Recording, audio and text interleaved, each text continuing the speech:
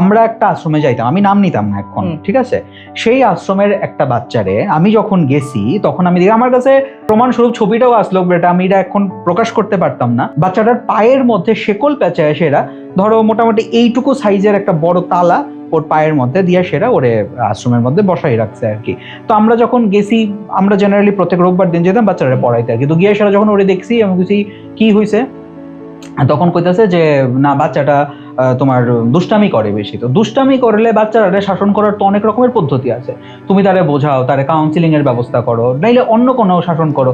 কিন্তু কেন তুমি একটা ছোট বাচ্চারে, মানে যার ধরো 7-8 বছর বয়স, তার তো হাড়ের গঠনই ঠিক মতন হয়েছে না, তো তখন যদি তুমি তার পায়ের মধ্যে এরকম একটা ভারী জিনিস দিয়া রাখো, সে তোমার খোড়া মানুষরা যেরকম ভাবে হাঁটে, একটা পা টাইনা টাইনা ওই রকম ভাবে হাঁটতেছে, ও দৌড়াইতেও পারতেছে না।